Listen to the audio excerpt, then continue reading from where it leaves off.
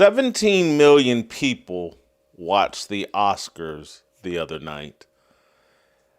17 million people. The Oscars used to draw 40, 50, 60 million people. The Oscars used to draw 30% of the American public to watch the Oscars, the Academy Awards.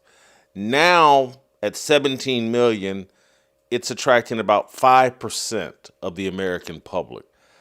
The Oscars ratings collapse provoked Clay Travis into tweeting out this. And this is interesting. It's fascinating. It's a great point. Big media take. The only reason broadcast television networks still exist is the NFL. Go look at the ratings. If the NFL isn't on NBC, CBS, and Fox, what are people watching on these channels? Bigger media take. Sports is the only reason cable TV still exists. Am I wrong? Debate and discuss. We will debate and discuss that here today.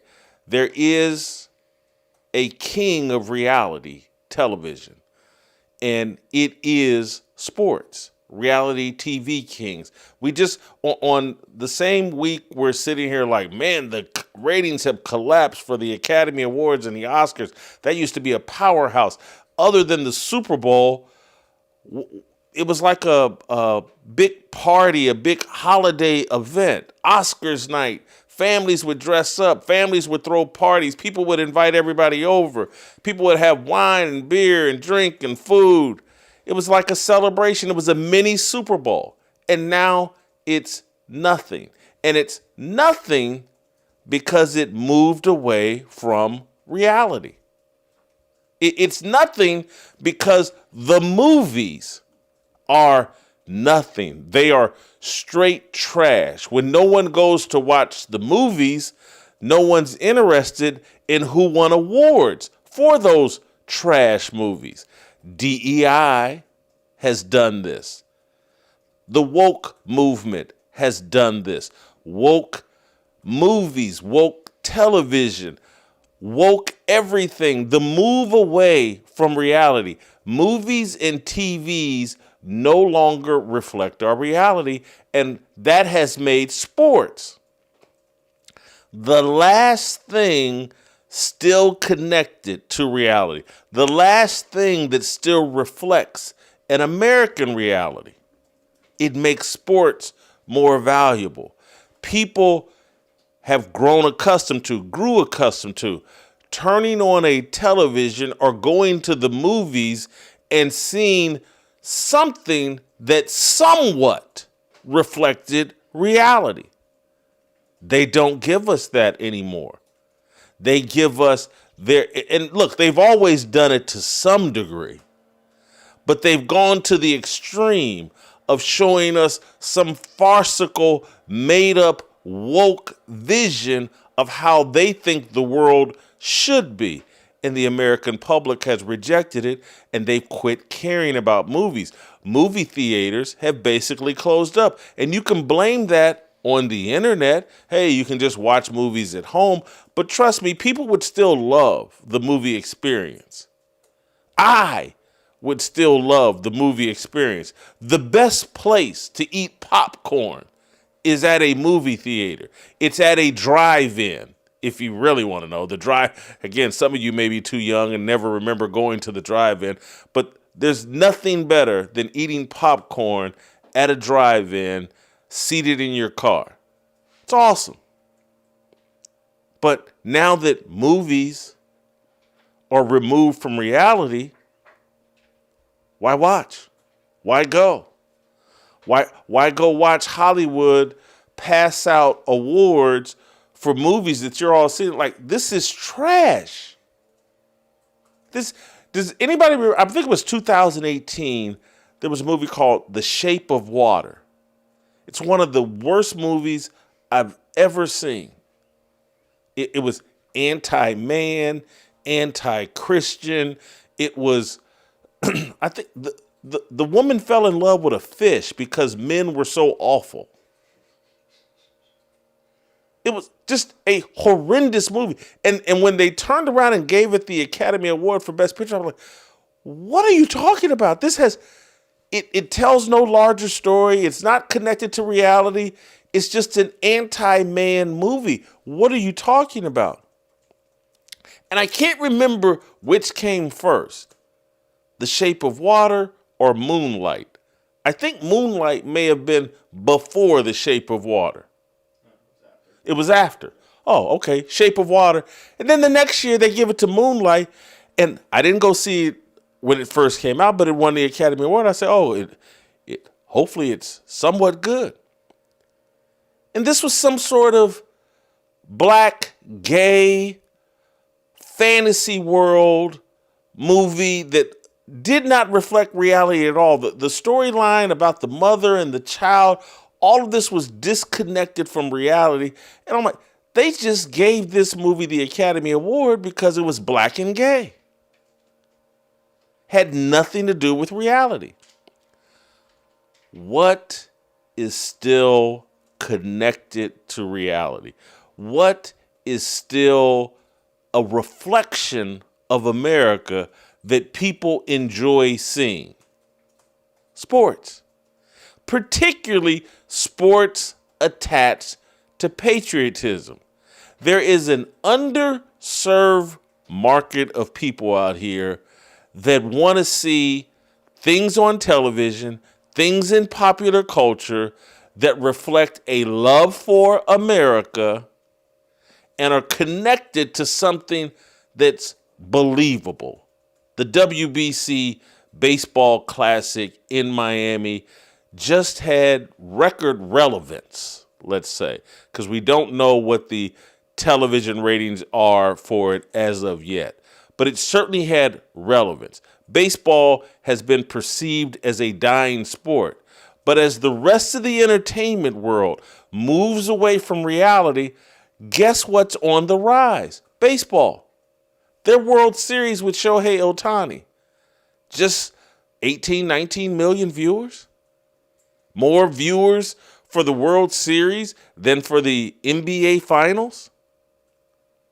Baseball is on the rise again because it still celebrates greatness. Shohei Ohtani just had the most incredible baseball season, perhaps of all time. And now this World Baseball Classic just had all of this relevance and everybody talking about it and everybody enjoying it. And Venezuela won last night, beat us 3-2. But just like Team USA hockey, people rallied around it because, like, okay, these guys are wearing the American flag. They're proud to be associated with America. They're celebrating Americana. They're representing America without taking a dump on America. They're not like these Olympic figure skaters or whomever that want to come out and say, oh, boy, it's really hard for me to figure skate right now. Donald Trump is president. I'm so ashamed of America. No, they just went out and played baseball, made it to the finals, lost to Venezuela. People found it compelling. This is how I know they have killed capitalism, because there's this great mass of America that just wants popular culture to serve them up some reality, some masculinity, some moral values loosely connected to Christianity, and they want to celebrate America, and an audience will follow them and will tune in and watch. And the only place we're getting it is in sports. That's the only place where we can get some form. Now, it's been watered down masculinity, but it's still masculinity. We get it in football. We get it in baseball. We get it occasionally in basketball when the men aren't dressed up as women wearing ponytails and tats. But there's big ratings in all of this. There's big relevance in all of this. The WNBA has ridden one player that refuses to pretend like she hates America, Caitlin Clark. They've ridden one player to a massive contract extension, a new collective bargaining agreement where everybody's going to get paid off the back of Caitlin Clark. One person. And she's not even bold. She's not even outspoken about her love of America. She just refuses to take a dump on America. And she just, with her style of play, with the way that she presents herself, she's not off-putting. She's not throwing in everybody's face, I hate men, I hate America. She's not throwing that in everybody's face. And people are attracted to her. And now, like 150 women are going to get overpaid, way overpaid. Average salary of like $500,000 for a group of women who mostly hoop at a third grade level.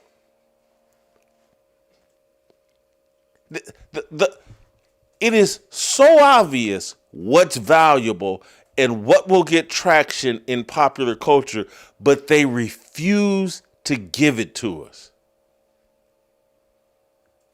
They keep shoveling slop down our throats and expecting us to say, well, man, this is Wagyu steak. This is Capitol Grill. This is Ruth Chris. And like, no, man, I know when you're serving me White Castle. And I love White Castle. But it ain't Ruth Chris. And when you try to tell me that it is, I'm going to reject it. It's not fine dining. And the garbage that is shoved down our throat in movies and in television, it's garbage. It's not fine dining. It's not worthy of Academy Awards and Oscars and celebration. And so we've quit celebrating it. No one goes to the Oscar parties anymore. No one wants to hear a group of satanic gay people wag their finger at us and tell us how stupid we are and how evil Donald Trump is. We've turned it off. And the solution is so easy.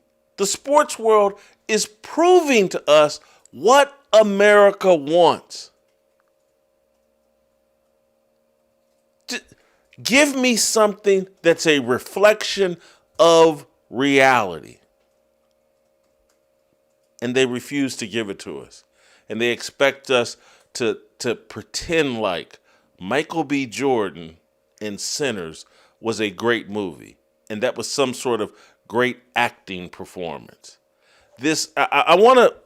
I have learned my lesson as it relates to movies. It used to be, hey, someone wins the Oscars, I'll watch it. Can't believe I did this. But yeah, I can because I'm that kind of stupid. Someone summarized it because I refuse to watch. What's it called? What's the movie that just one battle after another? One battle after another. Let's see if this, yep, there we go. Pops right up for me. There was a guy named Tony Gaskew that summarized one battle after another. And it just confirmed my thoughts on why I will not watch the movie that just won the Oscars.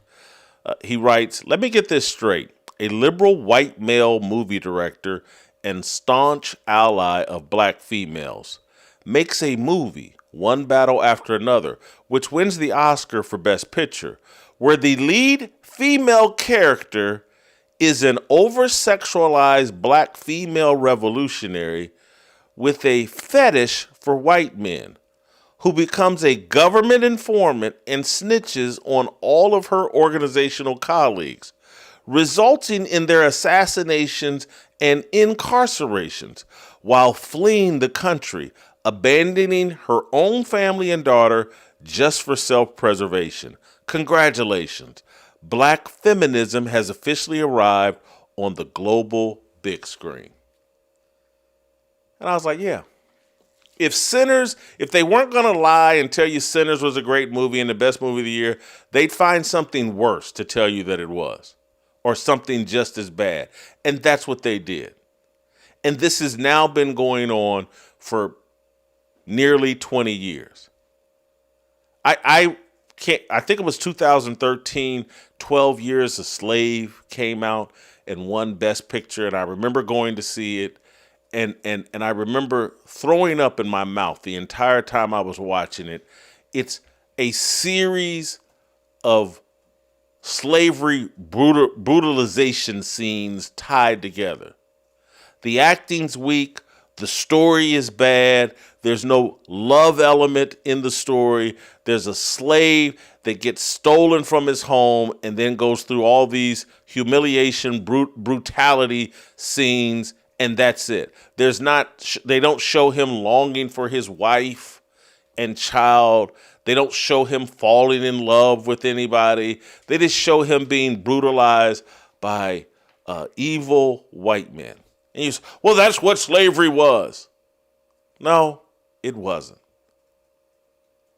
You cannot remove love. Did anyone watch Roots? There were love stories.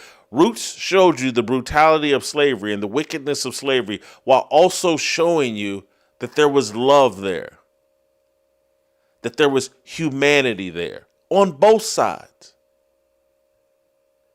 That was great storytelling. It's what we used to do in movies and television. Now we just do little caricatures of white men bad, gay people and blacks good, end of story. It's a joke. It's a farce. It's not a reflection of reality. They just keep remaking the Wakanda movie. What, Black Panther? They just keep remaking that. And black people keep falling into the delusion. Yeah, man.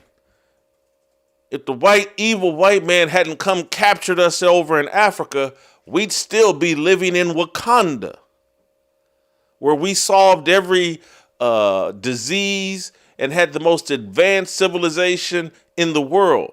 Even though there was no wheel, even though there were no homes, even though black people were enslaving and brutalizing each other, it was really Wakanda. And if the evil racist white man hadn't come, we'd still be in Wakanda with no will, no homes, and killing and brutalizing each other and putting each other into slavery, but it would have been Wakanda. It's always better. When the Bloods and Crips kill us, it's a good thing. It only hurts when the KKK kills us, and they haven't done that in 75 years. But I still remember the pain.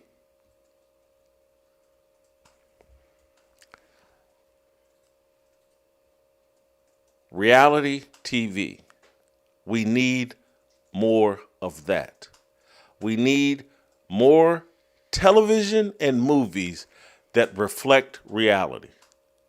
Because if we don't get it, and it's starting to happen in sports, they're moving sports away from reality, from merit.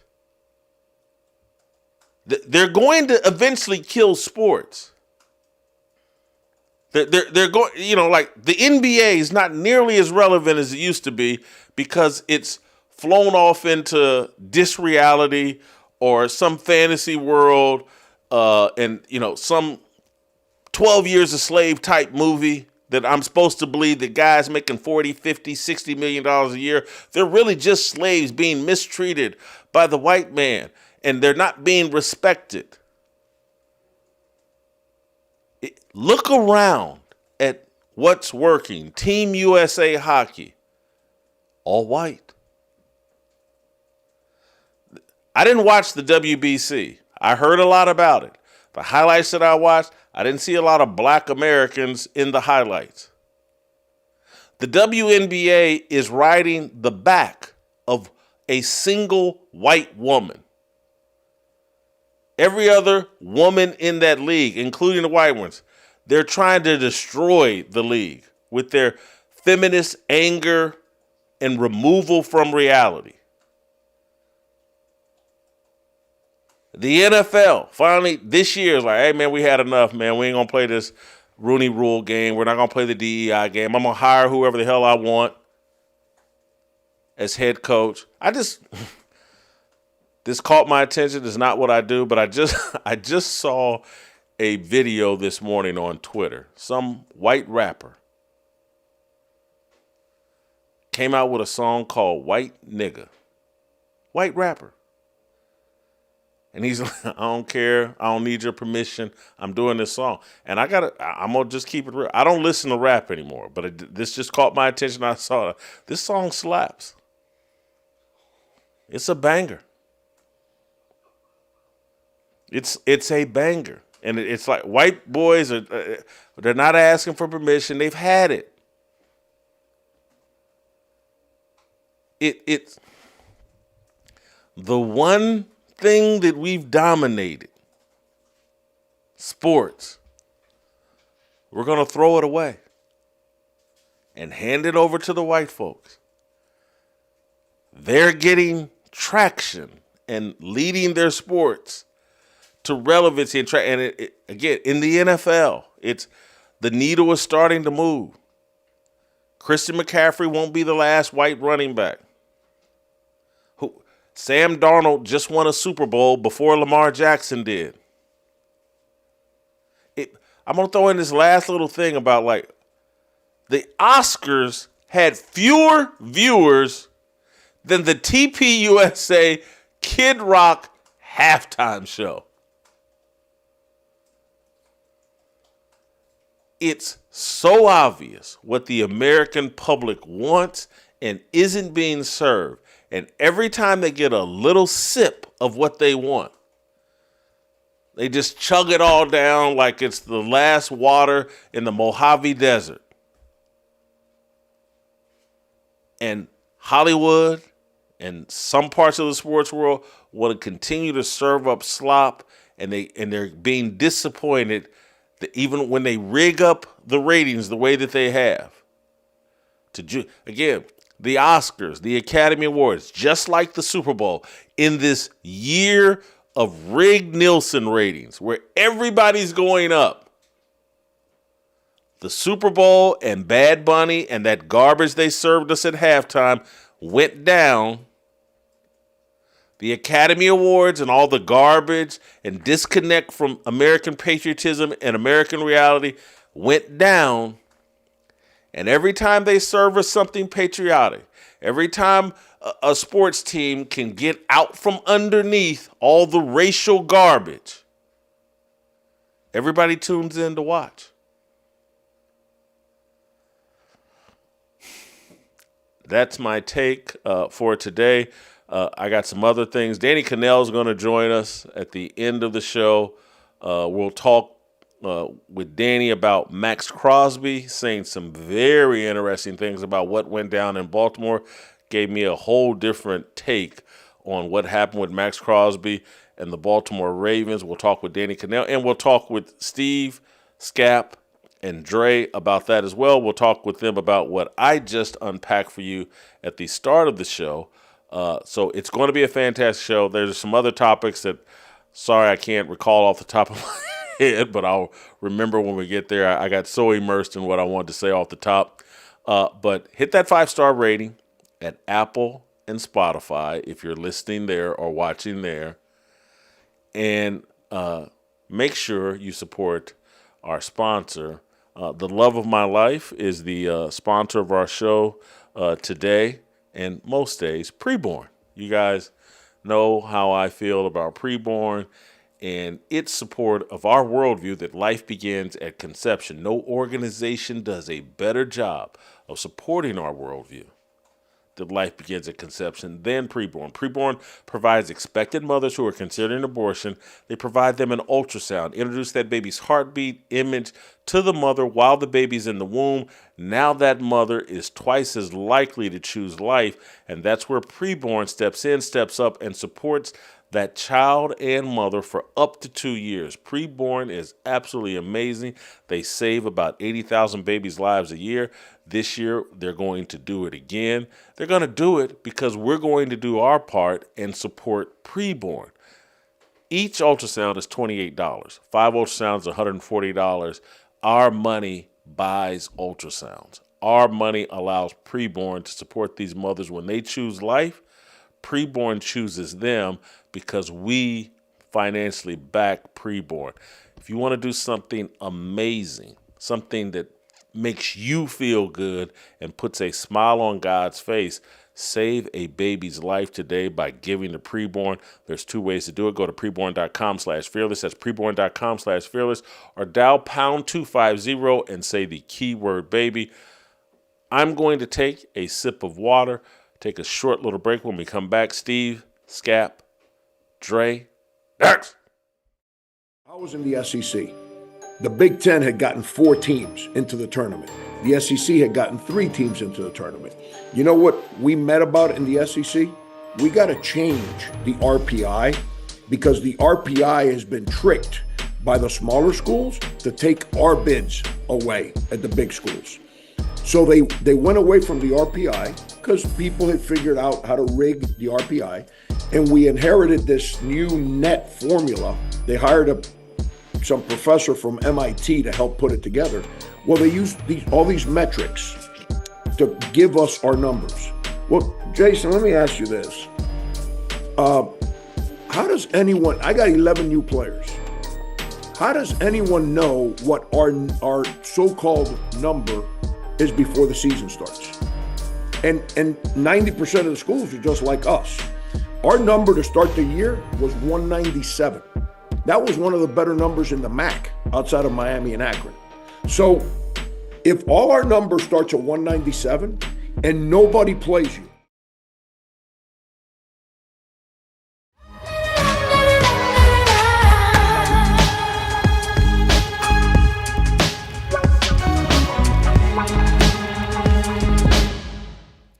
All right, welcome back. Steve Kim, Skapinac, Dr. Dre, the Korean Cosell. Steve, I'm going to start with you. What did you think? Clay Travis had a fascinating tweet that went viral and sparked a lot of conversation that the NFL is carrying all of these television networks. They'd have nothing without them, piggybacking off the collapse of the Oscars ratings collapse. Steve, what's your reaction? I think he got it mostly correct. The other thing carrying live television is college football. That is pulled away as the second most popular sport if you go by television ratings. And for me personally, putting aside boxing, that is a profession. College football / Miami Hurricanes is a passion that I share with a lot of people. And if it wasn't for that, I don't know when I'd actually watch a network like ESPN, much less any other network involved with sports. You know, I was kind of thinking about this during your monologue. I would say that if you take away me having to watch fights, at least 85% of my live television viewing revolves around football, either NFL, college football, the draft, talking about the combine, or the pregame, postgame, or weekly shows. So I think he's very correct. And also, you talked about the Oscar ratings, how 17 million people view now. That means we've made great progress, Jason, but it means we still got work to do. I agree, but I think they're actually doing the work. And Steve, correct me if I'm wrong. If we went back 20 years ago, there were options for you on TV and at the movie theater. I felt there were, my favorite TV shows, The Sopranos, The Wire, all of that.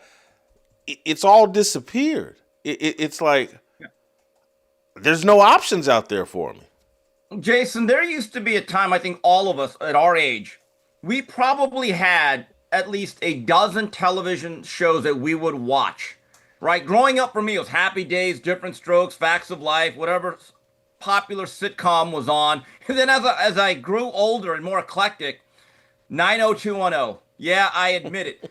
Now I'm thinking about, like, what are the shows that I actually watch, that I DVR, and I do not miss an episode? I'm down to 2. The Neighborhood, which I've described as the last great American sitcom. It has Cedric the Entertainer. It's very funny. It's its last season. It's ending in a couple of months. Very sad. The other one is Family Guy. And that's about it. Other than that, it is live sports and the shows that cover those sports that I watch most often. All right, Scap, are you about 5 years into your marriage? Is that accurate? We've been married for 3 years, but we've been together for about 9. Right. So you're in that ripe age, newly married, been together for about 9 years.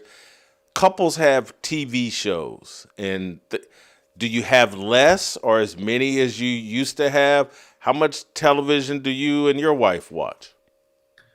Well, Jason, let me just say, I'm really not applicable, or really not. I'm not really the right person to answer that question, because my wife specifically and myself really have very minuscule overlap in our interests in terms of like what we want to watch or what entertains us. She really likes a completely different brand of entertainment, as do I. But let me just say this, Jason, the one thing in my personal life, preceding my relationship with my wife now, my whole life, Jason, the only thing that I've loved more than sports is movies. Like my whole life have loved movies and cinema, and the Academy Awards were the pinnacle of the year. Like, I knew what date the Academy Awards were going to be on like 6 months before. It was like the Super Bowl for me. I would watch all of the pre-show stuff. I would watch like the 2-hour red carpet. I would obviously hang on the award show themselves. Then I would watch the post-game, the post-award celebrations, and like they would do interviews with the people with their trophies. I would watch all of that. It was like a 12-hour extravaganza for me. Jason, I've not watched an award show in now 10 years. And let me just give some context on what you were talking about in your open. A trending thing hit at the time, the Twitter waves back in 2016, which was hashtag Oscars so white, which was calling out like, oh, how there's just too many white people in movies and things nominated. We need to diversify the Academy Awards. So then that was in 2016. The 2017 awards, which were celebrating the 2016 films, La La Land was up for 14 awards that year, which at that point, through 89 years of Academy Award history, that was tied for the most nominations ever, La La Land. And the crowning achievement of the night for that primarily white cast and white film was to win Best Picture, the final award, which it won. It was called up on stage. It was presented with the Academy Award. And you know, when they give the movie, Jason, there's like 20 people on stage that were associated with the movie. They gave a couple speeches before saying, no, wait a second, we have made a mistake. Moonlight actually is the real winner. So they then with all of the cast and crew of La La Land up there holding the Academy Awards, bring That's a Moonlight true story up. Yes, Jason. I did not know that. I don't remember that at all. So they bring this primarily all black cast and crew up of Moonlight and basically rip the awards out of La La Land's hands and give it to Moonlight like it was the most ridiculous moment in Academy history, Jason. And that was the last time I personally have watched these awards. And what has ensued over the last 10 years has been one DEI award show after the next. And I don't care what color you are. I don't care what color the actors and actresses are that are winning these awards. The only thing I ask is that good actors are winning these awards. 10 years ago, Michael B. Jordan would not have even been nominated. He wouldn't have even been considered for a nomination. Now, in 2026, we've gotten to a place where he's winning like one of the most heralded awards in existence. Like I saw all of the nominated films this year, Jason. Michael B. Jordan was the worst performance of the 5 that were up, and he won the award. It is absolute and sheer lunacy where we have arrived today, and it really does. It just turns me off. It turns everybody off. And guess what? It is also setting the precedent of what kind of films they're making, which is why, you want to be nominated for these awards, win these awards. So This is the blueprint of the movies you now have to make if you want to get up. So I think, look, the movie industry is dead now in 2026 because wokeness has murdered it. I knew something sparked me to go watch Moonlight.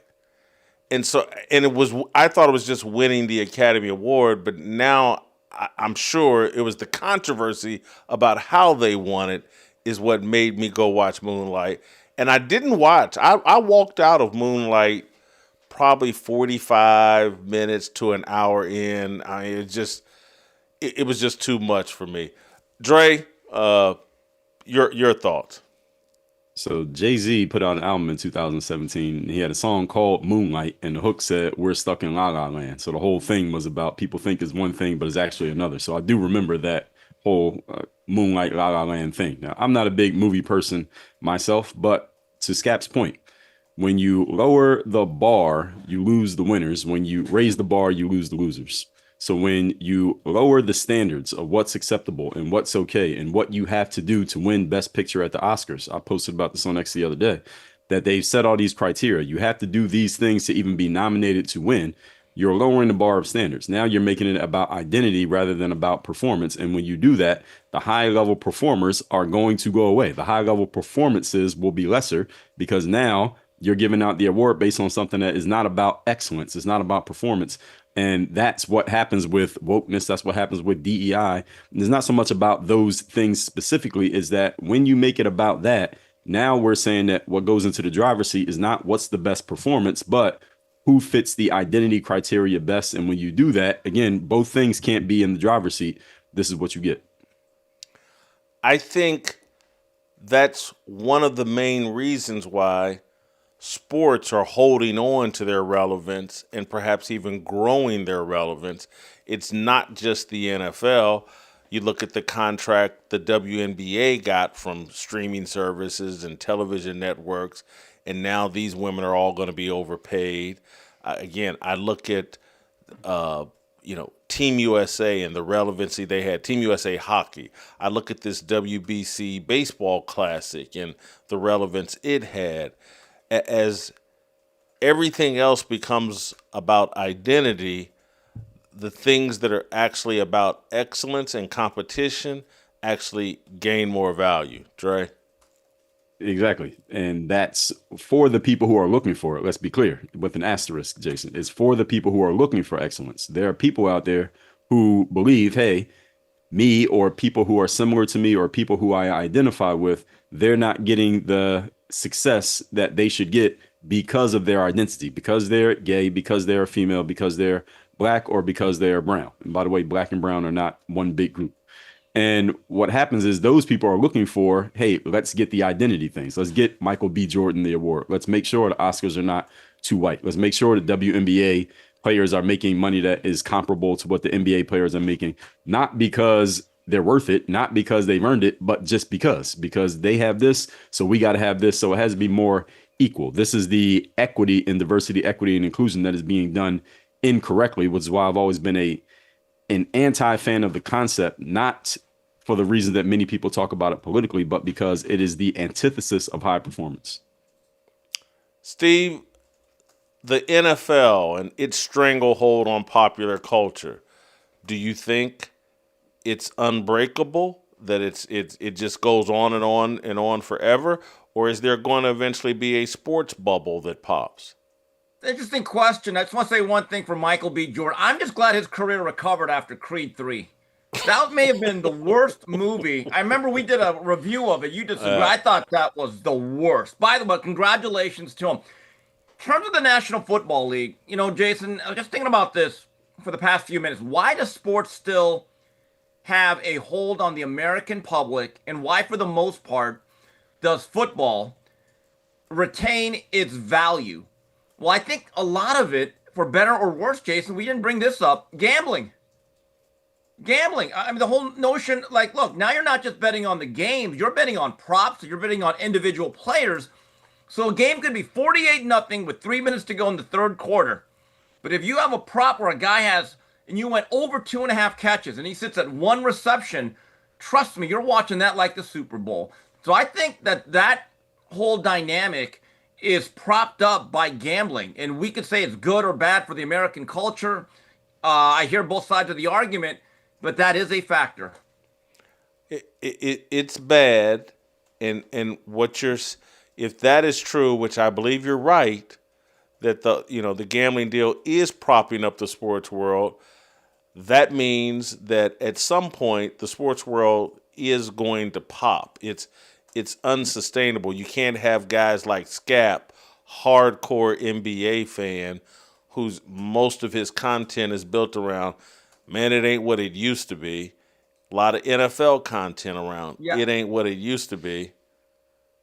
This thing's going to pop. But Jason, you know what the NFL has based on the structure of the sport because of how physically taxing it is? It has scarcity. Even though they've changed the schedule, for the most part, you get a limited amount of games in the National Football League. Even though they've expanded the schedule now, it's 17 games. It's not 82. It's not 162. They also have the longest off season. So by the time you hit, let's say, June or July, I'm ready for some football. I think about football 12 months out of the year. But come summertime, and I start seeing those old magazines, which I still buy, believe it or not, the Athlons and the Lindy's, I really have a hunger for football. The other sports, they give you an abundance of content. I know a lot of people, I actually know people that still have baseball season tickets. You know why they get them, Jason? To resell the 75 games they don't actually go to, or they split the tickets. Now, when you get a National Football League season ticket to any franchise, I would be willing to guess that most people go to the majority of games. So the scarcity of the actual content compared to the other sports and the length of the offseason, I think actually helps football. Scap, you think at some point the sports bubble pops? Just to piggyback on what Steve was saying about gambling, fantasy football, that ties into gambling in a way, obviously, too. But fantasy football is humongous in this country, and I think that obviously keeps a lot of people captivated from year in and year out, and also regardless of how good these teams are, how good the games are. But to your point, though, Jason, I mean, just speaking from reading my own barometer on my own content, as you pointed out, like nothing does better than when I'm talking negatively about the NBA, right? Like, so when the Bam Adebayo thing happened about a week ago, I took a massive dump on that performance in that game for basically like 3 straight days. I just put like 3 consecutive videos out on it, and every single video just went ballistic and did terrific. And so basically, really, when only things are going badly for the NBA, and I'm calling to light the negativity in today's product, that's when my stuff seems to be doing the best and performing the best. When we get into actual contests and games and so forth, and I'm talking about maybe good things that are going on in today's NBA, like Victor Wembanyama, I talk about him in excess. Nobody really cares. Sorry, I'm sorry, Skip. Our lower third says white baseball, and it should say while baseball rises. Same thing, isn't it? I mean, he said baseball. And I got a tiny bit distracted by that. We're going to move on just so I can get that lower third off the screen. And we're going to move to Maxx Crosby. Maxx Crosby has made some interesting statements about what transpired between himself and the Baltimore Ravens that has made me reevaluate the entire situation.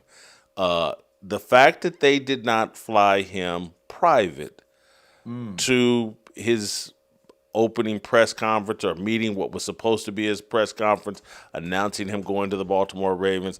A lot of people are like, what's this guy doing, complaining about that, these spoiled athletes?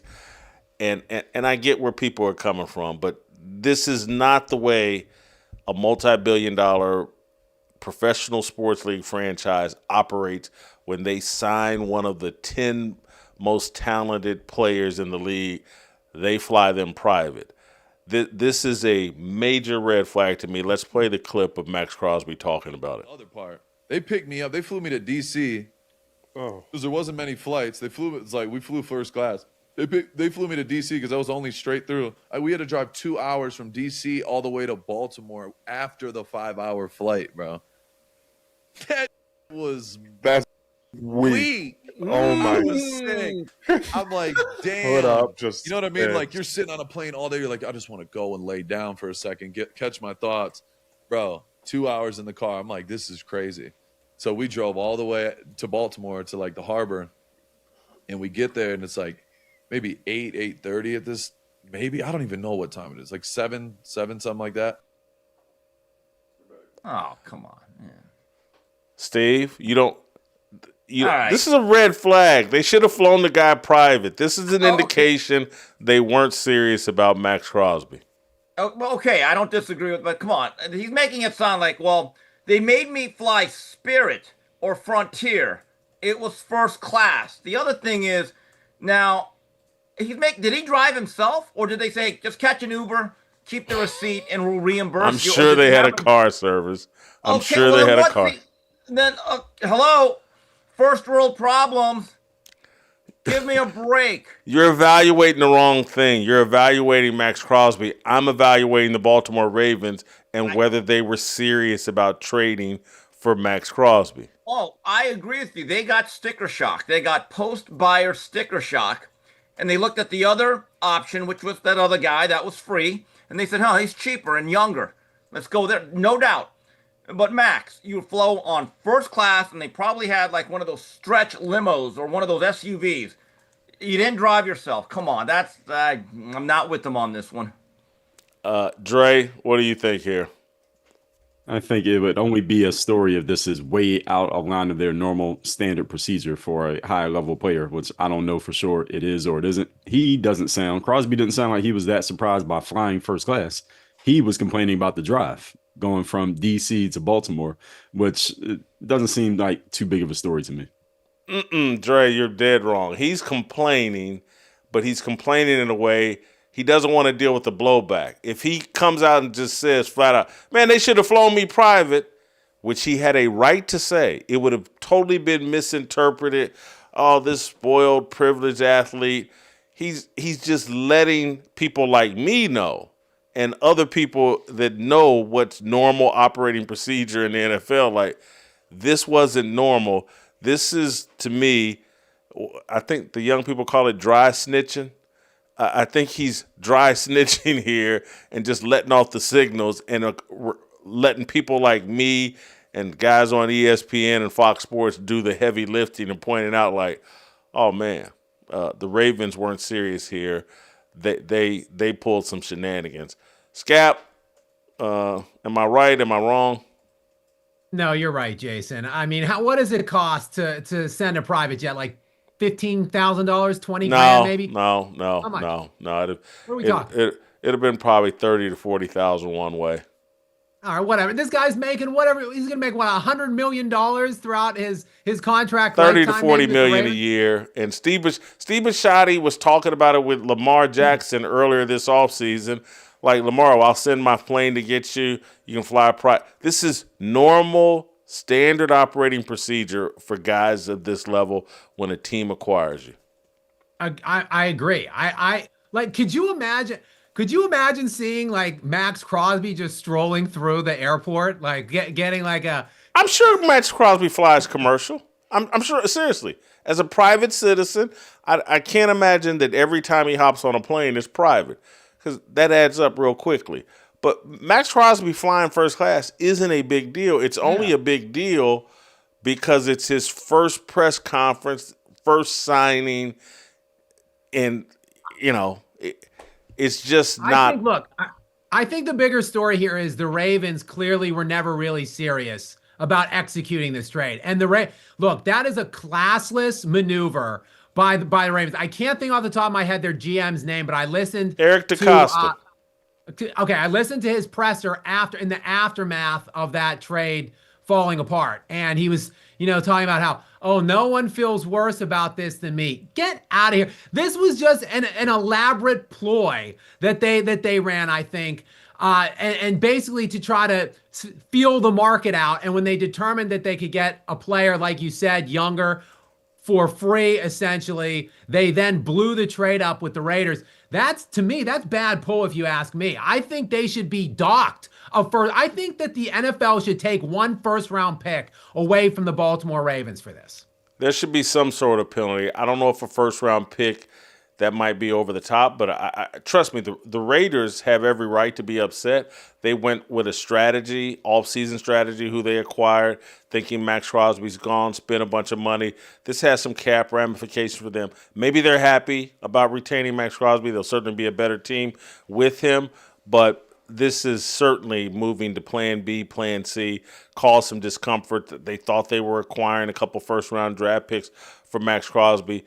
There should be a penalty for the Baltimore Ravens, and I'm rooting for the Baltimore Ravens. Jesse Minter is their head coach, and I love Jesse Minter. I'm going to move on and do this next one a little quick because I want to save some time for Kenyon Martin. Dre, I'm going to start with you.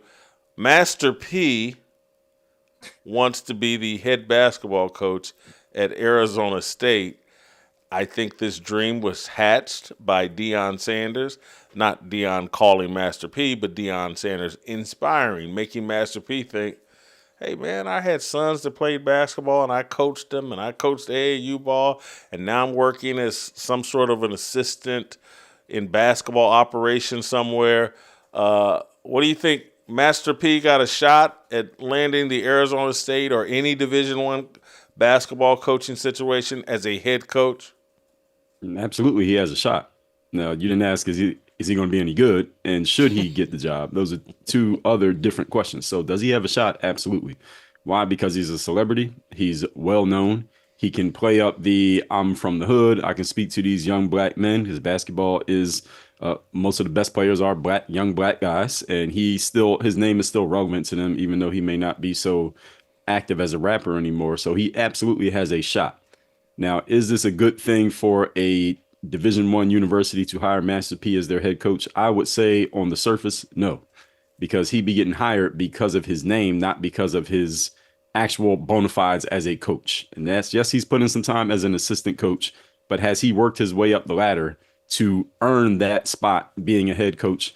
No, he has not. I know a lot of people who are assistant coaches and head coaches in college basketball from being former basketball players, and they grind for years before they get their shot.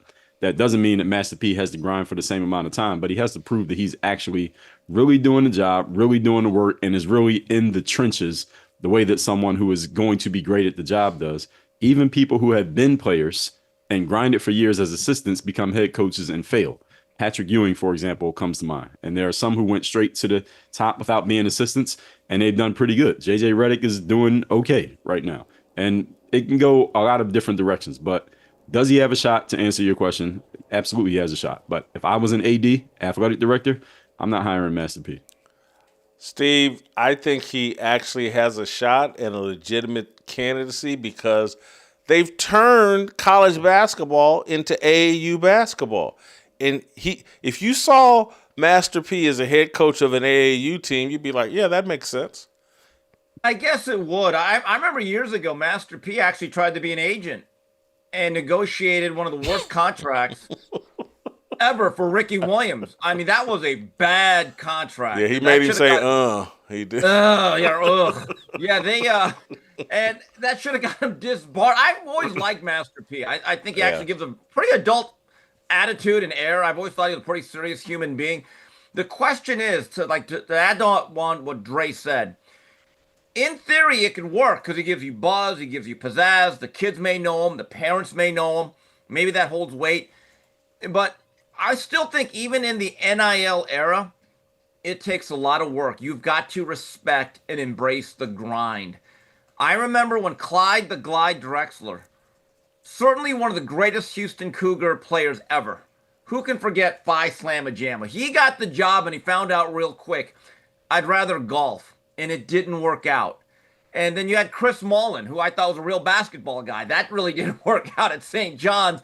Look, I actually kind of want to see it happen because let's face it, college basketball, till we get to this time of the year, nowadays is largely uninteresting. It is. We don't talk about it. We don't care about it.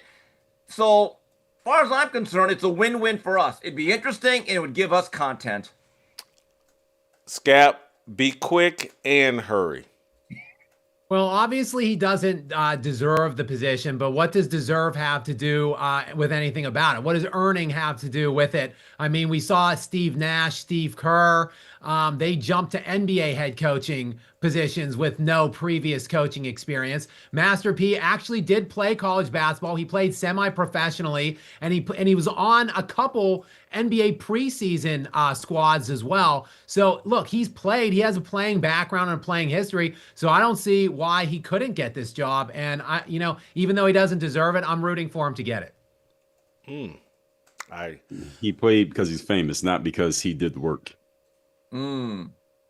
He played in the CBA, I think. Yeah. Because he's famous, not because he's he did the work. famous. He was Yeah, the there's a last lot guy of people cut that by say the Raptors in 1999. Because he's famous, not because he did. You're talking to a professional basketball player. Master P did not make it by being good. He made it because he's Master P. Have you ever seen Master P play, Dre? Yes, and he made it because he's famous. Again, I say for the fourth time. I'll have to defer to you because I actually have not seen him play.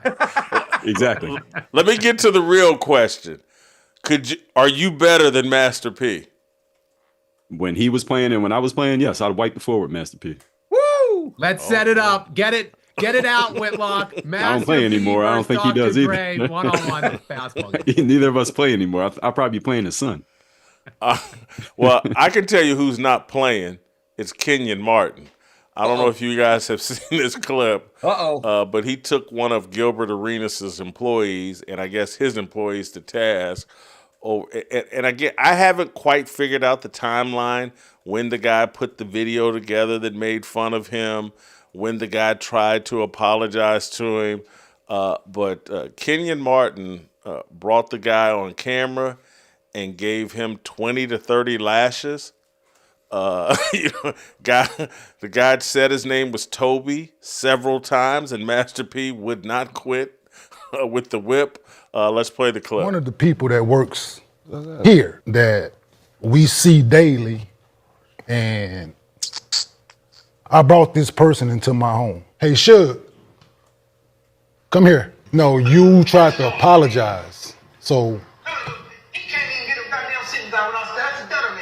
when I brought you into my home, this how you felt? No, I apologize. Huh? No, but so this how you felt when I brought you into my home and I had you around my wife and kids? No, that's not how I felt. So what did you go out your way when someone is showing me love in the moment? You go out your way to disrespect me. So this is what disloyalty and people who don't respect you look like, y'all. People like him. Be careful who you invite into your home, who you have around your loved ones and your friends and family. This is what you get. People like this that talk about something that's near and dear to my heart. I have a speech impediment that everybody knows how I feel about this.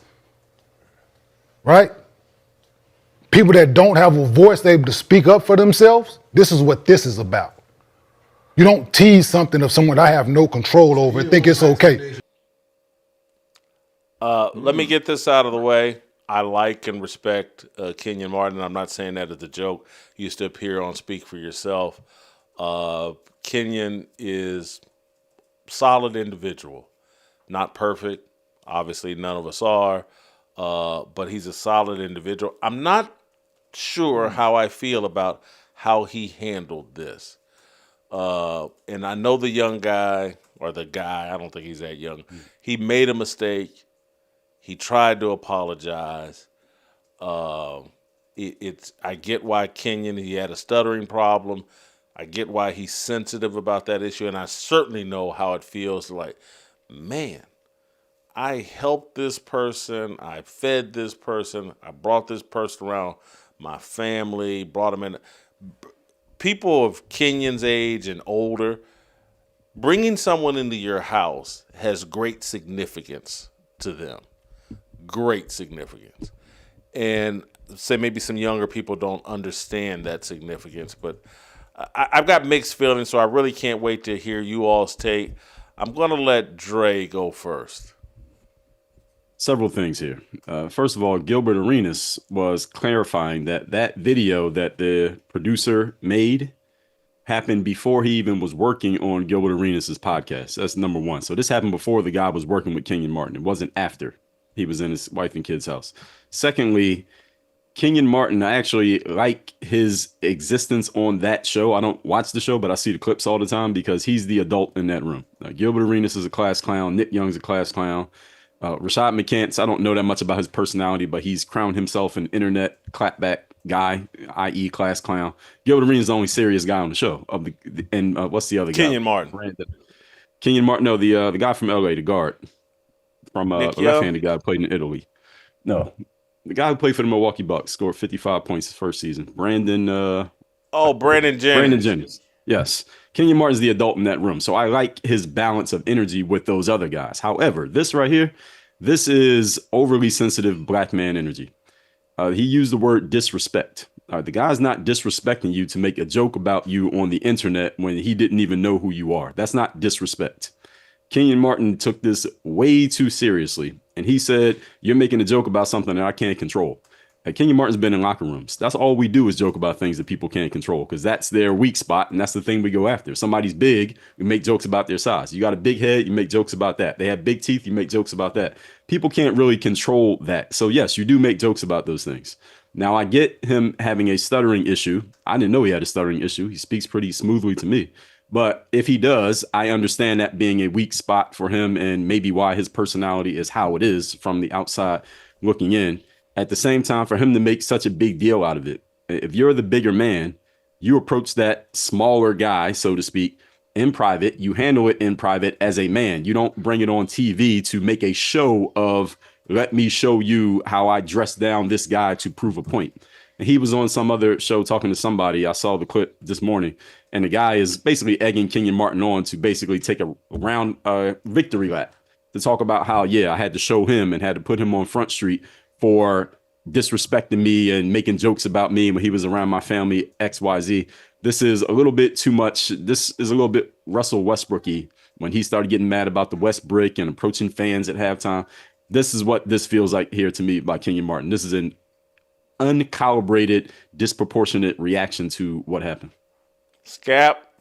Me first just say shout out to Kenyon Martin because this is a guy who played in the NBA, Jason, for about 10 or 11 years during LeBron James's tenure in the first part of LeBron's career. And Kenyon Martin is on the record multiple times as saying Kobe Bryant is, without question, the best player he has ever seen in person that he's played against. So Kenyon, big Kobe guy. Shout out to you, Kenyon. Much respect. Thank you. Thank you for taking that time to make this about and with Kobe. that said, I think Dre, the little tidbit that he added does change my mind completely on this. Like if that guy was on the show, working as part of the show, and Kenyon Martin had done something for him in some way, that he had been in Kenyon's house, et cetera, and then that video making fun of Kenyon Martin was made or produced by that guy, I would go ahead and co-sign that response by Kenyon Martin. But the fact that it happened before the fact of them working together, in my estimation, that would have been handled better, just one-on-one off camera, obviously. So I do agree that was an over-the-top response with those additional tidbits clarified by Dre. Scap, let me go ahead and make you happy. How do you think Kobe would have handled that, Scap? Kobe would not have done that on camera. I think there would have been some mind games deployed by him in some way that quiet. He would have held the grudge I didn't for want the a rest full of his answer, life. Scap. Just be quiet. Steve, your thoughts here. Well, I get the sense if Kim Jong-un says Kobe's the greatest player ever, Scap would wave a North Korean flag. And by the way, boy, he rocked the vote yesterday. Nearly unanimous. Congratulations to my cousin up north. Based on what Dre said, I think Kenyon, who, by the way, I never knew he had a problem. He's always spoken pretty clearly to me. Very lucid. But there are things you say to people or about people that you don't know, that you don't once you get to know them, and there's a bond that forms. And if this young man then said, hey, I'm sorry about that, then he tried to apologize, I think that makes it even worse. I kind of get what Kenyon's getting at, but based on what Dre added, my perspective changed a little bit, if not a lot. I do think it was over the top at that point. Yeah, you really that additional information probably strengthens my instincts that Kenyon was wrong here, and wrong in a big way, but not just Kenyon. And because I saw Nick Young do some video after the show mocking the guy and making a whole big joke about it and how Kenyon was doing this and that to this N-word and blah blah blah, and this is going to shock those guys on Gil's Arenas. Kenyon punked all of y'all. He wasn't just punking this young man, because any of you sitting in that room that weren't man enough to say, hey, Kenyon, the guy's apologized. You are a multimillionaire. You're the elder statesman on this show. You're the voice of reason. This has gone on enough. The man's apologized. And then someone, and again, none of these guys know enough about the Bible to say this, but like when a man apologizes to you, Scripture's real clear. You need to accept that apology. And you don't get to determine, well, I don't accept that. If this man is sincerely apologizing, he did it privately and he's doing it publicly, someone in that room, Rashad McCants, Nick Young, was Brandon Jennings in that room? Gilbert Arenas, whoever was in that room should have been like, hey, man, we've seen enough here. And so they look like a group of Negroes standing around as Kunta Kinte is getting the skin beaten off his back. And they're all just sitting there, oh, Master, don't do me like that. Oh, Lord, just say your name's Toby and keep it moving. Oh, I don't want Master to do me like that. So Nick Young, I would pipe down big time, because Kenyon put a clown suit on everybody. Thank you, gentlemen. Great show. Great job as always. I'm a little bit late getting to Danny Kanell, but let's get to Danny Kanell. Next. I was in the SEC. The Big Ten had gotten 4 teams into the tournament. The SEC had gotten 3 teams into the tournament. You know what we met about in the SEC? We got to change the RPI, because the RPI has been tricked by the smaller schools to take our bids away at the big schools. So they went away from the RPI because people had figured out how to rig the RPI, and we inherited this new net formula. They hired some professor from MIT to help put it together. Well, they used all these metrics to give us our numbers. Well, Jason, let me ask you this. How does anyone, I got 11 new players. How does anyone know what our so-called number is before the season starts? And 90% of the schools are just like us. Our number to start the year was 197. That was one of the better numbers in the MAC outside of Miami and Akron. So if all our numbers start at 197 and nobody plays you, words are our religion, no regrets in our decisions. We all want to go to heaven with freedom. It's my obligation, no hate, discrimination, raising up your hands for freedom. All right, it's my favorite time of the week. Time for Danny Kanell to join us. Danny, I got some great topics for us. We'll start in the National Football League. I was just talking with Steve, Kim, and the crew about Maxx Crosby and what did and didn't happen in Baltimore. Max has been giving interviews. The most fascinating thing to me was they flew him commercial into D.C., and that's a red flag to me. Let's replay the Maxx Crosby clip so Danny can hear it, and then I'll react. Other part, they picked me up. They flew me to D.C. because there wasn't many flights. They flew. It's like we flew first class. They flew me to D.C. because I was only straight through. We had to drive 2 hours from D.C. all the way to Baltimore after the 5-hour flight, bro. That was weak. Oh my! I'm like, damn. Hold up, just you know what I mean? Like you're sitting on a plane all day. You're like, I just want to go and lay down for a second, catch my thoughts, bro. 2 hours in the car. I'm like, this is crazy. So we drove all the way to Baltimore to like the harbor. And we get there and it's like maybe 8:30 at this. Maybe I don't even know what time it is. Like 7, something like that. All right, so he doesn't get to meet DaCosta until 4 or 5 hours later.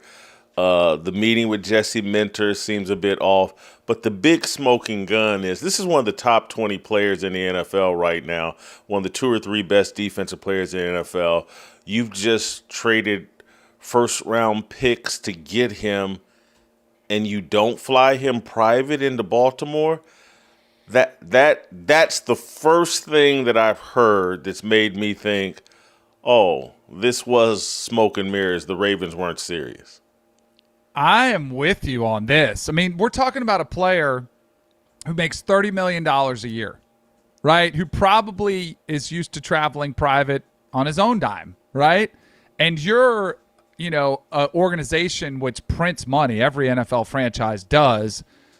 The least you can do, especially if you know that you can only get him to DC. Like, it's not even that great. Like, I'm sure there are options that are kicked around.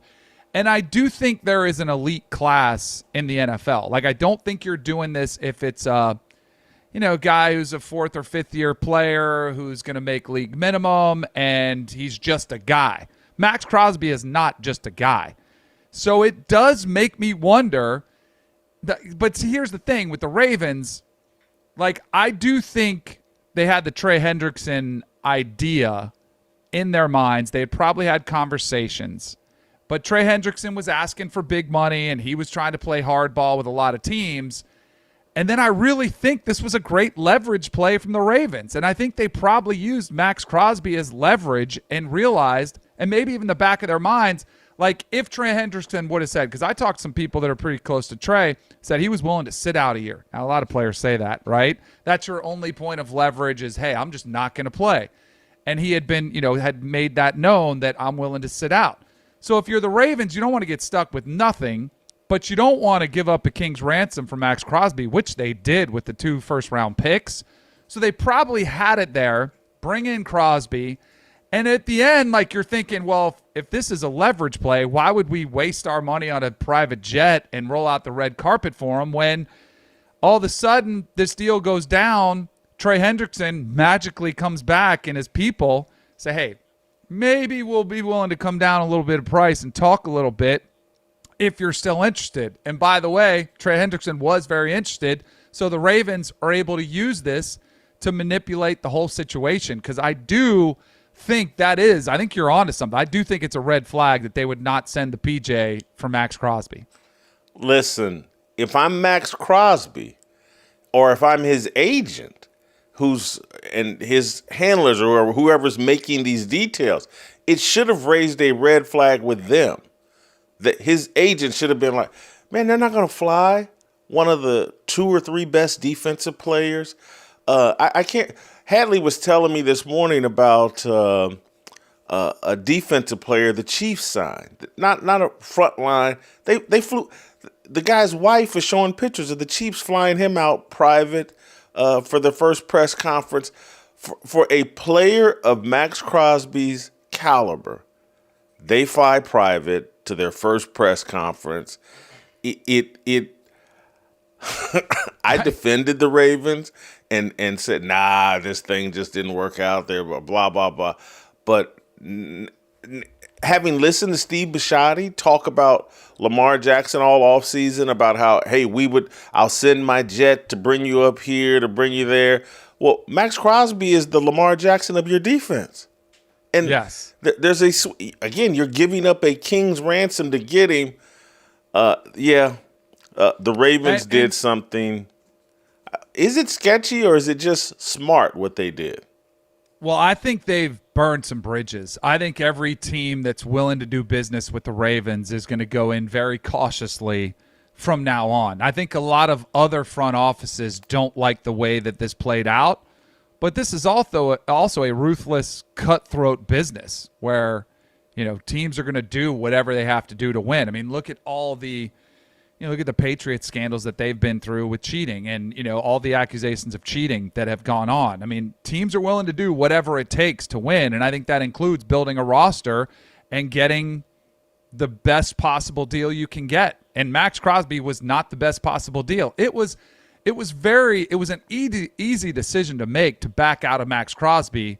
I mean, it's basically like buying a $100,000 car that you buy and you find a used car of $100,000, but all of a sudden you find another one pops up for $80,000, and maybe it's a little different color and it's got different rims, but it's basically the same car. You're like, all right, I'm going to spend 80 as opposed to 100. I mean, that's essentially what the Ravens did. But I do think sort of in the trust circle, and granted, there are certain organizations which the general managers have relationships with other franchises. They're pretty good. I think the Ravens, probably even some of their better relationships, they're probably going to look at the Ravens a little bit differently now because of this. They've certainly probably provided Maxx Crosby some extra motivation for this season, which playing for the Raiders, who knows if that means anything. You know, they'll be 4-13 and he'll have 20 sacks. Great. But I also think they've probably added some pressure to Trey Hendrickson. And, you know, given he was hurt last year, given his age, he's not the same caliber of player as Maxx Crosby. But I think now he's going to have the same caliber of expectations going into this season. That may be a heavy lift for Trey. Oh, no doubt. And much like you'll see over the course of history, and granted, when you see quarterbacks go 1-2 and they're kind of always, or they're the same draft class, they always get compared throughout their year. But I guarantee you there will be a Maxx Crosby versus Trey Hendrickson conversation that will be had. Production, who has more sacks. And it's not really fair because the Ravens have a much better team that has potential to make a deep run and potentially even a Super Bowl contender, where the Raiders are just not there yet. And so I think that'll be frustrating. I'm also curious to see how Maxx Crosby goes back into the Raiders building, you know, after the way things unfolded when they forced him to sit and he didn't want to. I think this was a move, and granted, it was a great deal for the Raiders for what they were getting back, you know, those 2 first-round picks. But I also just wonder how it's going to go with Maxx Crosby. I mean, he's a very opinionated, strong-willed player, and this is a young franchise. There's a lot of young players, including a first-year coach, a starting, you know, we'll see if he starts or not, but Mendoza, your number 1 pick. You've got Brock Bowers. You've got a lot of young pieces. You know, on that side of the Ashton Genty's another second-year player. It's just a young team. And for one of your leaders, I mean, clearly Maxx Crosby's one of the leaders of this organization. You just wonder where his mindset is now. If he comes in and he's ticked off and he plays angry, that's great. But I just wonder how healthy that relationship is with him and the franchise.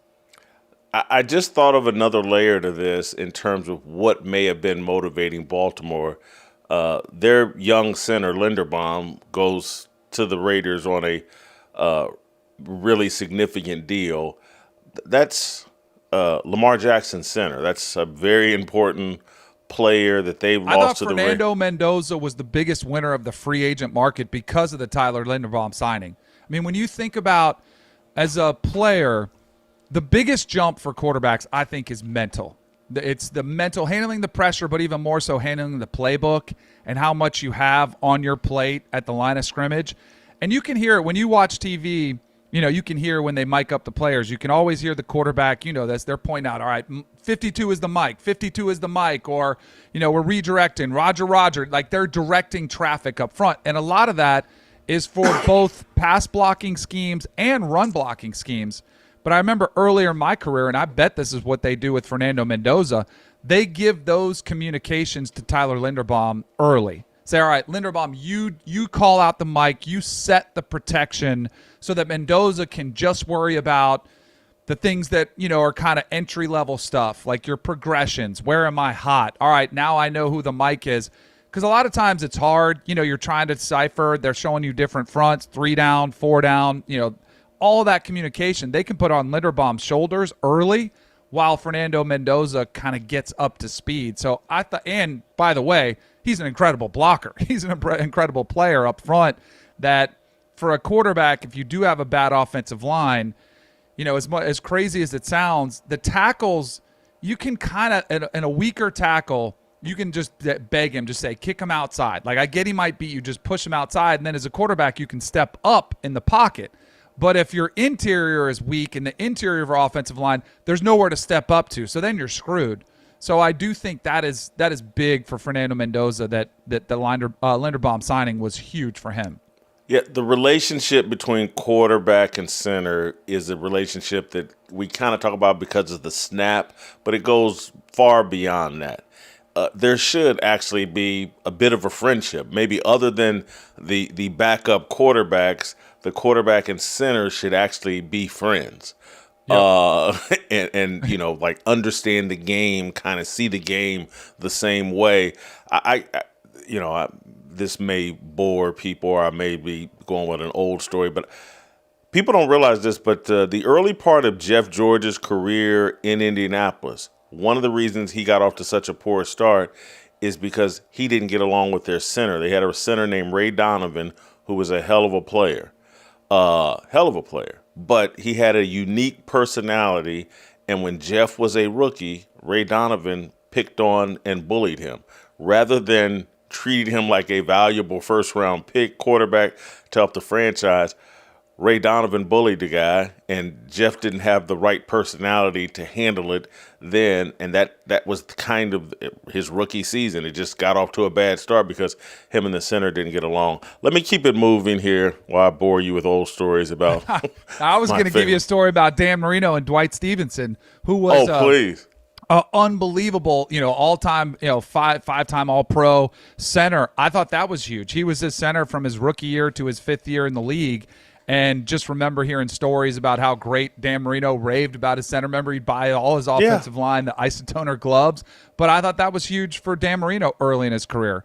Going back to when I was on the Broncos, Tommy Nalen was an incredible center that I know, John Elway late in his career really appreciated up front. I think it's one of the most important positions on the team, and that relationship is vital. Yeah, Dwight Stevenson has an argument for the greatest offensive lineman to ever play the game. I'm a weirdo. Used to love to watch him. He would embarrass guys. I mean, it would be embarrassing. Guys would submit. You think of like Larry Allen, the big offensive guard for the Cowboys. Dwight Stevenson was much smaller, but he was some kind of unique wrestler, I believe, growing up. And what he would do to guys, I was like, man, this looks like what really good high school offensive linemen do to bad high school defensive linemen. Seeing that in the NFL. Anyway, let me keep moving. Dan Orlovsky and Chase Daniel have fallen in like. I spelled the word like intentionally. In like versus in love. We have in line. But they've fallen in love or in like with Ty Simpson. Let's hear from Dan Orlovsky first. I really believe if Ty Simpson was 6'4", or Ty Simpson had 23 college starts, he would be in play at number 2 for the New York Jets. He's very much Brock Purdy for me. If you watch his tape and you just take everything else away, all you see is big-time throw that is an NFL-style throw of down the field, a 20-yard in, a 20-yard crossing route, a big post, a deep corner route, under pressure. Like the things that we watch and demand of NFL quarterbacks, pinpoint ball placement in the red zone. He's surgical in rhythm and timing. And that's why I say Brock Purdy. And then there's the sprinkle of playmaking where Brock Purdy has. It's just incredibly challenging and difficult throws. And the thing that I get stuck on is in the middle of November, everybody to a T that is a draft analyst or projector had Ty Simpson as like a top 5 to top 7 pick. And then the play did drop off, not nearly as much as everyone makes it out, because of he got beat up and their offensive line fell apart and he was carrying that team and they couldn't run the football. And then he's not worthy of a first-round pick anymore? That one doesn't make sense to me. And so as I agree, Mendoza's impressive, but I think Ty Simpson, tape-wise, just as impressive. What I hear is Ty Simpson's a second or third round pick, and so is Fernando Mendoza. That's he started off his comments comparing Ty Simpson to Brock Purdy, who was Mr. Irrelevant. Right. At the back end. So Ty Simpson's tape is like, well, he's a second or third round pick, and I see him just the same as Fernando Mendoza. And I'm telling you, Fernando Mendoza, because of his attitude, I draft him in the middle of the first round, top of the second round. I hear this as it's praise of Ty Simpson, but I think it's also an indictment of Fernando Mendoza. Yeah, I think Mendoza is not the talent that Andrew Luck, Trevor Lawrence, some of those guys that are just like slam dunk number ones, and you're like, yeah, that's a definite. But I still feel better about Mendoza than I did about J.J. McCarthy, Anthony Richardson, like the class where there were 6 quarterbacks taken. Jamarcus Russell, that who's who of great play. Yeah, like the all-time guys that are there. And the thing that's interesting is because I hadn't seen that from Orlovsky. I've seen him at other platforms talking about Ty Simpson and raving about him, and I get it. But the two things that jumped out to me were the exact things that he brought up. One, he is not 6'4 or 6'5". He's only 6'2", and he's only 208. He's not really thick. He doesn't run really special. There's no special trait that jumps out to you. The other thing, he's only played 15 games as a starter. And as part of the evaluation, and if we've learned anything from the Tua Tagovailoa saga at Miami, I think there's 2 things we learned. One is, like, you should be able to stay healthy. Like, in the NFL is going to be much more physical. I know Ty Simpson played in the SEC and he takes a lot of shots, but we're talking about a whole nother level of physicality where, and I give him credit for the toughness that he showed by playing through it. And there was a lot of stuff about his back, which is a huge red flag for me as somebody who had back issues. That is, and especially at that age, a younger quarterback, you're 23 and you're already having back issues. Those don't magically disappear when all of a sudden you go to the next level. The other thing that I do think when you talk about the tape, and it was awesome, and I was somebody, never was bought into Ty Simpson as a top 15 pick or even a first rounder, but I was as a Heisman Trophy guy. Through 8 games, he was awesome, and he did have some great tape. This is my other pause when I'm talking about Alabama quarterbacks, and I do think that this has changed a little bit as we've seen more parity, but the majority of times you are going to have better talent than the other team. You're going to have great protection. You're going to have the best receivers. You're going to have a great defense that if you make a mistake, it's not the biggest deal. Like, you can come back and bounce back from it. It is hard to judge some of these quarterbacks. And it's not just Bama. It's at Georgia. It's at Ohio State. It's at the elite places where you have a talent edge every game you're out there, every time you're out in the field. That goes away at the NFL. So there are a bunch of red flags for me for Ty Simpson. I've actually got some bets with people, and I've seen Ty Simpson mocked up to the Jets at 15, I think. I've seen him to the Steelers at 21. I still think he's going to go in the second round, top of the second round. I am willing to recognize, though, that much like we see with the teams getting the extra year on the rookie deal if you're a first rounder, I could see a team potentially trading back into the late first round. I don't think he's going to go in the teens, though. I just don't think there's enough upside because, as you pointed out, sure, he might be Brock Purdy, but Brock Purdy was a 7th-round pick for a reason. Like, he's not the most physically impressive player or a specimen when you look at the traits.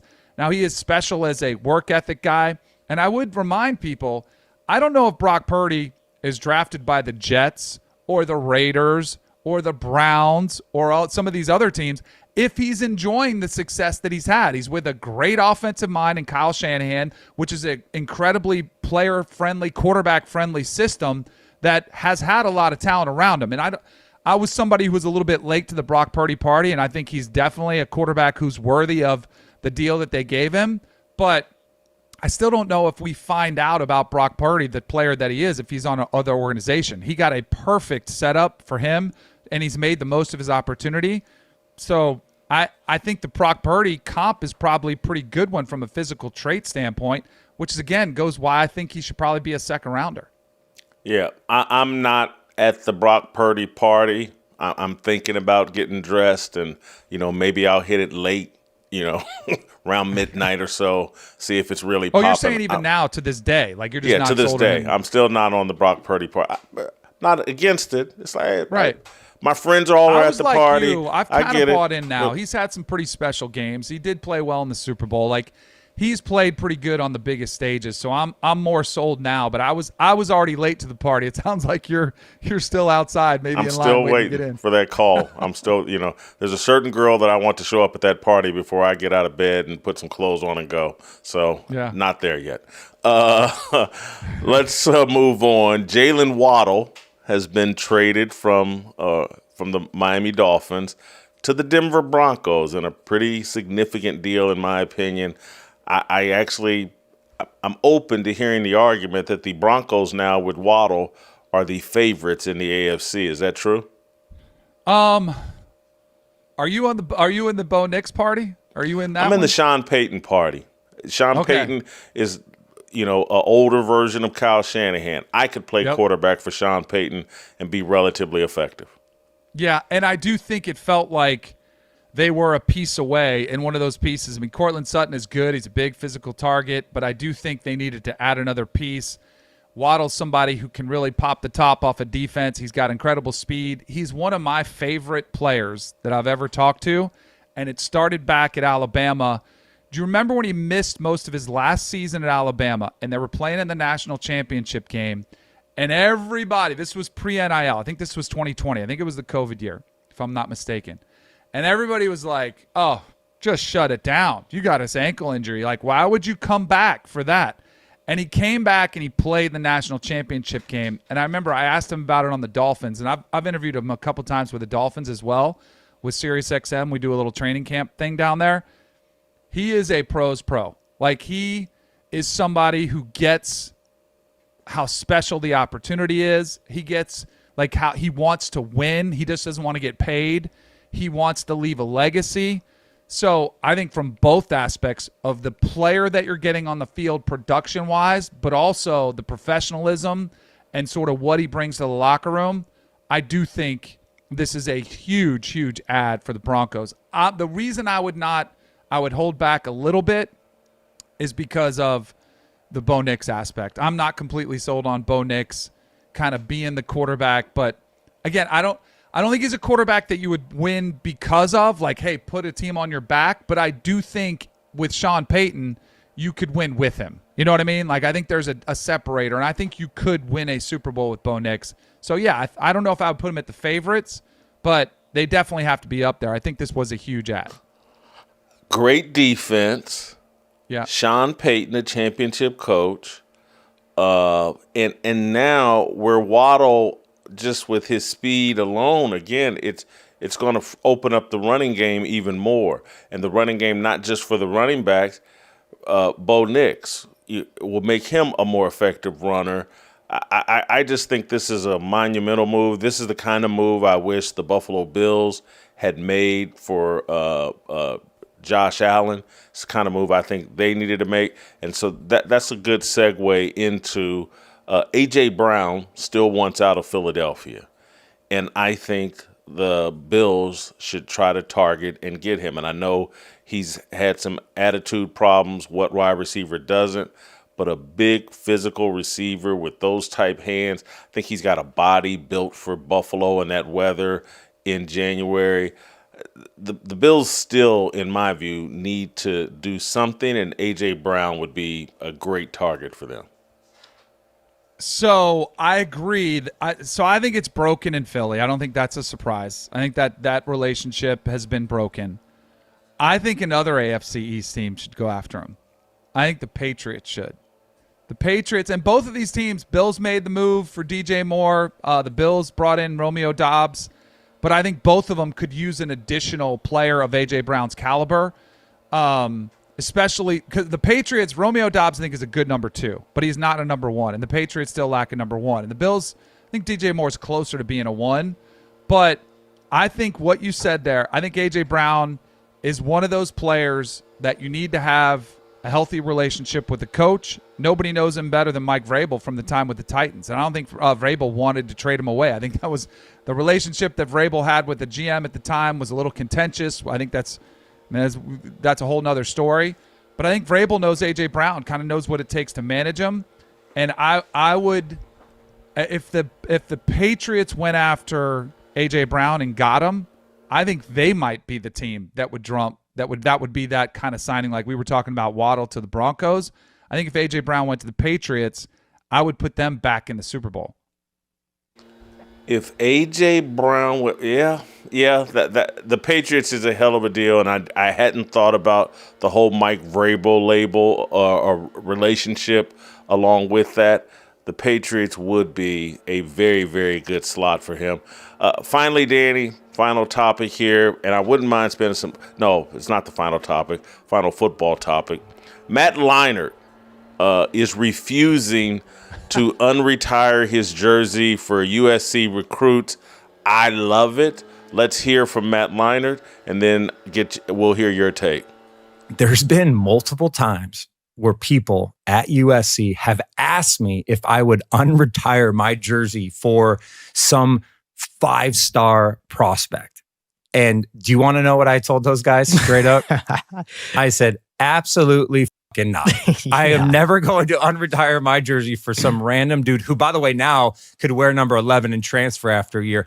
The only person that will ever wear my USC number 11 would be Cole, who's not there right now. He's at SMU, or two of my boys if they end up going to USC and playing football.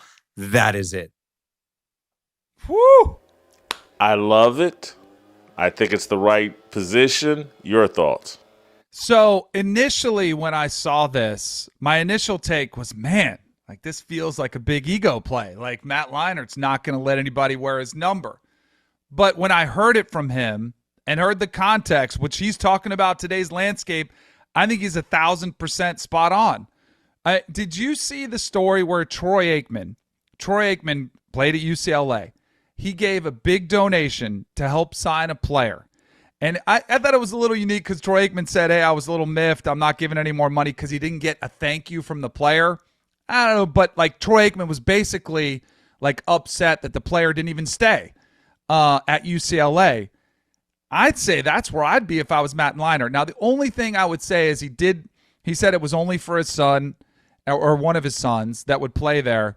I would say never. You know, if there's a player that maybe plays a couple years and really dreamed of wearing the number 11 that he would want to let him play, like I think Leinart would probably be open to that. But I do think it speaks volumes about how much the landscape has changed. Like there aren't players that dream of being a Trojan. They dream of getting the $1 million payday. And so like for Matt Leinart, I think he's saying, no, you're not going to use my number if you're not even going to be here or commit to us. And sure, I know you're going to sign on the paper and maybe it helps close the deal. But if we're going to, take my number out of retirement for 1 year and then you potentially, I don't want to say embarrass the university, but if you just decide to walk up and leave because it's not working out or you're not starting, why should I take it out of retirement? So initially, I didn't love it, but after hearing the reason behind it, I think he's right. I think he's spot on. Yeah, I think he's dead right, and it's a reflection of this era in terms of, like, there is no USC football family. There's the old family, but there's not going to be the new family. There's going to be guys that came in and played for a year or two from other schools. And if, I feel it most harshly here being a mid-major guy that still loves my school, that, if any of our freshmen and sophomores, if they show any potential, I know they're out of there. And so it's like, I almost don't want to see our players develop. And I certainly, I used to invest in Ball State football players long before it was legal, and didn't get any real thank yous. I got a few, but a lot more non-thank yous. But yeah, I just don't feel the same connection to the players, and less likely to go to games. Certainly, far less likely to invest in the players. And so, yeah, I get where Matt Leinart is coming from. I think he's nailed it. Finally, Danny, I want to play you a clip. We had Kelvin Sampson on Monday. Yeah, it's already went. Yesterday was so long for me that today already feels like Thursday or Friday, but it's just Wednesday. We had Kelvin Sampson on Monday, and he talked about nepotism. And, I thought I'm a huge Kelvin Sampson guy, one of my favorite coaches, one of my favorite people in sports, known him for 25, 30 years, been through the ups and downs. Love his story, love what he's built at Houston. And I've always been a guy, because of LeBron James, because of Shadur, Belichick's son, I've been an anti-nepotism guy. And so to hear one of my favorite people go the total opposite direction really kind of shook me up. I want your thoughts. Let's play the clip of Kelvin Sampson and what he told Houston it would take to get him to be the head coach, and then we'll get your reaction. It just so happened that same year, my son Kellen got fired at Appalachian State. He was an assistant coach there with Jason Capel. And, the stars just aligned. And I told my wife, Karen, I said, my daughter, who I think is really talented in her area, marketing and promotions and basketball nut. She just loves it. But I said, the University of Houston has contacted. They're really interested.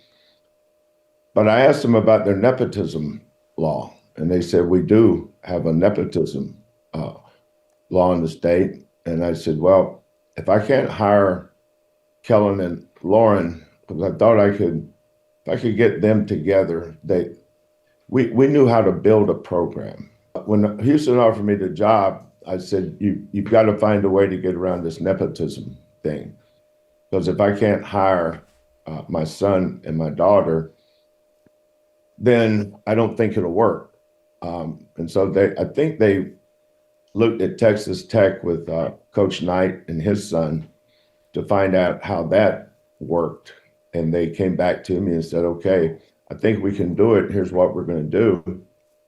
And so once we got everything hammered out, we came over here and lifted the hood and looked under it. And I wanted to close it real quick and run back to the Rockets. It wasn't pretty, but you get put in these situations, and that's what I needed. I needed the University of Houston, and I think the University of Houston needed me. So it was a perfect match. It had good bones. I'm an anti-nepotism guy. And now I'm pro-nepotism because I love everything Kelvin's done at Houston. I've known his kids, his daughter, son, wife for years. I know how invested they are, have been in his career, going all the way back to Oklahoma. I don't know. It kind of changed my opinion on nepotism. You got kids. Your thoughts? So I would say, in an ideal situation, I would be anti-nepotism, right? In a true meritocracy, it doesn't matter, who your dad is, who your mom is, you earn your job, right? But is there any industry in life where it's not about who you know? Like, it's always about who you know. And whether those contacts and who you know, like whether it's a direct family relative, the nepotism that takes place in the NFL is off the charts. Like, I've seen it firsthand. Clint Kubiak, who's the head coach of the Raiders, like, I saw Gary Kubiak was my offensive coordinator before he left to go be a head coach with the Texans. And Clint Kubiak was in high school at the time. And I watched him, went to a couple of his high school games. And, then I saw, Clint goes, and because Mike Shanahan had given Gary Kubiak the opportunity, then all of a sudden Clint Kubiak goes and he coaches with Kyle Shanahan, and he might have even started on Mike Shanahan's staff in Washington. Might even go back that way. I'd have to go back and do a little research. But it's not always, the nepotism isn't always, I'm going to give you a job. It's, hey, go to my friend who I gave an opportunity. Go. And I actually think that works best when you kind of work your connections, and then he kind of does earn it on his own. But you're given that head start. It happens all over the place. One of my wife's best friends, her dad owns McDonald's franchises. And guess what? He gave his daughter 3 of them, and she just prints money. I'm like, man, I wish I had that. It's just how life works. It's who you know. I do think it puts an incredible amount of pressure on you, and we've seen it work both ways. Like, it's going to put a spotlight on you and probably more criticism than it would if you were just an outsider. But man, I would probably do the same for my kids. I would like to think that I wouldn't, but I mean, it's just a reality of life. I mean, who do you love more than your children? And a lot of times, who's more prepared than somebody who's seen it up close and personal, how you've done what you do, and they're going to emulate everything that you've built your program on. Listen, when I got to Ball State in 1985, our defensive coordinator was Rick Minter, and he had a 2-year-old son named Jesse Minter. Mm-hmm. And Rick Minter trained his boy up in the ways of coaching. Jesse was never some great football player. He's kind of undersized. And so Rick trained his kid up. And a lot of times these fathers that invest that much in their kids, they train up some good disciples. And you know, they know how to coach because they saw their dad do it, and their dad taught them how they did it. And so sometimes it does work. And I've seen that firsthand, not as closely as I did with Rick and Jesse Minter, but I saw it with my own eyes with what Kelvin Sampson was doing with his son and daughter 25 years ago. He's been preparing him to be a coach, and it's working, and they've built something special at Houston. So anyway, Danny, thank you so much. Great job as always. We will see you next week. Before we get out of here, I want to remind you all of our NCAA bracket challenge, my personal bracket challenge. The link is on the YouTube channel on this show. It's on Apple or Spotify. Just click the link. This is the Fearless Bracket Challenge. Whoever wins it, I'm going to personally send you $1,000. And I'm going to play. I was worried. I asked Justin this morning. It's like, hey, man, I didn't need to fill this bracket out. The first 4 has already started. Yeah, Thursday is the deadline. Thursday morning before the games tip off and the NCAA tournament officially kicks off on Thursday. But go sign up. Links right there at the bottom of your YouTube. It's somewhere on your Apple or Spotify podcast. You can click the link. It's a Yahoo run tournament. Looking forward to kicking all your butt. Now, if I win the challenge, I'm keeping my $1,000. Second place isn't getting a dime. But if you win it, I'll send you $1,000 personally. All right, we're done here on Fearless, but we're not done today. I'll be on the Harmony Channel with Shamika. We'll be talking about the spring break violence at Daytona Beach. I think in Houston, there's been problems all across the country. Black culture, and this is why I'm telling you should reject it, is causing havoc across America with these spring break events. Shamika and I will talk about it on the Harmony Channel. Thank you for watching today here on Fearless. We'll see you tomorrow.